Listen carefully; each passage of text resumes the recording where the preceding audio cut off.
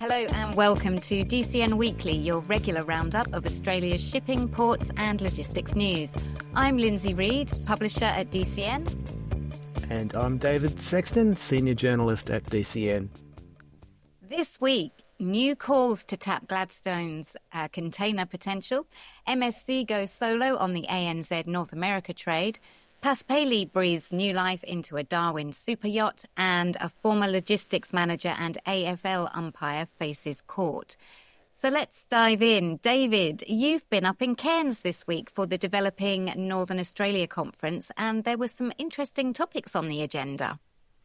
Yes, indeed, Lindsay. Our former Trade Minister, now business consultant, Andrew Robb, is backing the potential for Gladstone to grow as a container port. He said the government's investment in inland rail could make Gladstone a viable alternative to congested southeast ports. Now, of course, we're aware of Gladstone being a significant minerals port, but this offers an alternative.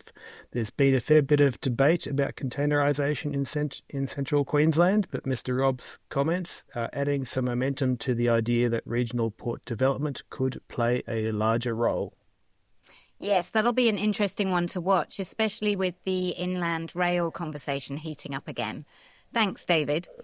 Also making headlines this week, MSC has confirmed it's launching its own service between Australia, New Zealand and North America, marking a shift in its long-standing East Coast relationship with Maersk. Now, DCN's contributing editor Dale Crisp actually broke the story on Thursday night, and he is joining us now. Dale, can you break down what this move means for shippers and the wider market, and why it's such big news? Main point is that MSC has not been an operator in its own right on this trade lane. And if you look at what MSC is doing globally, it hasn't spent billions of dollars buying more than 300 second-hand ships and ordering hundreds of new ones in the last few years just to be a slot charterer from others. And of course, on top of that, Maersk and MSC, which were previously engaged in the 2M consortium, divorced earlier this year and have gone their own way.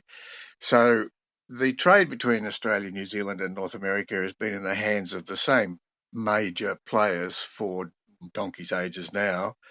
And there's been growing agitation, I suppose, amongst the shipper community over the stagnation of those services. Now, those services have suffered a fair amount of disruption, which is largely beyond carrier control. But unfortunately, from the perspective of shippers, excuses don't necessarily cut it. So the idea that MSC, always an aggressive player, comes into that trade in its own right, will have shippers rubbing their hands with glee. And needless to add, it will also cause a great consternation amongst the carriers on the East Coast, and for that matter on the West Coast too.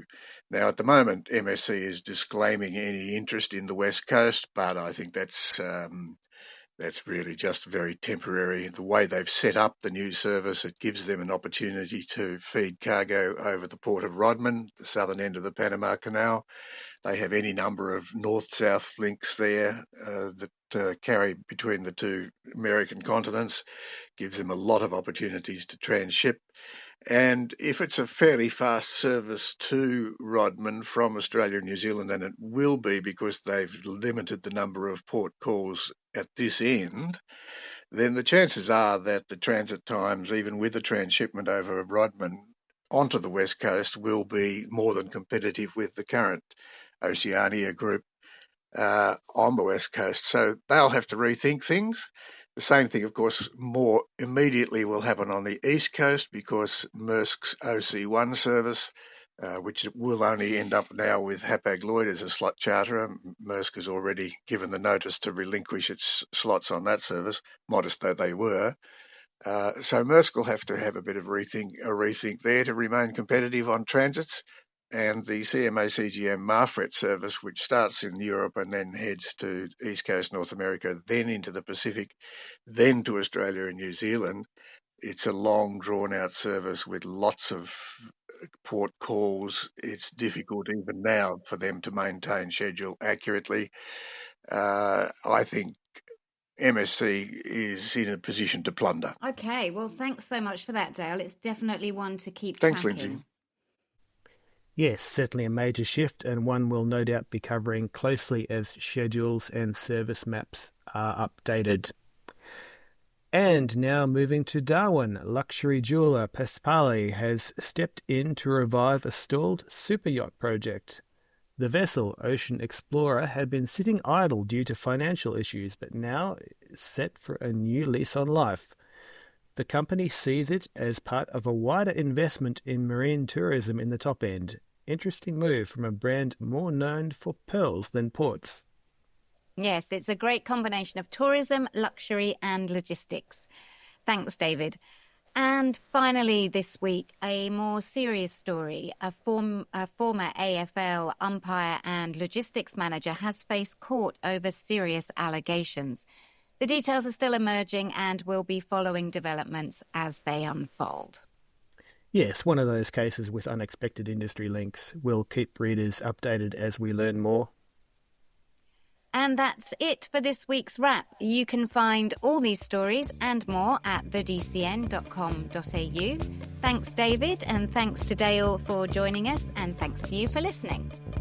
Yes, thanks everyone. We'll catch you all next week.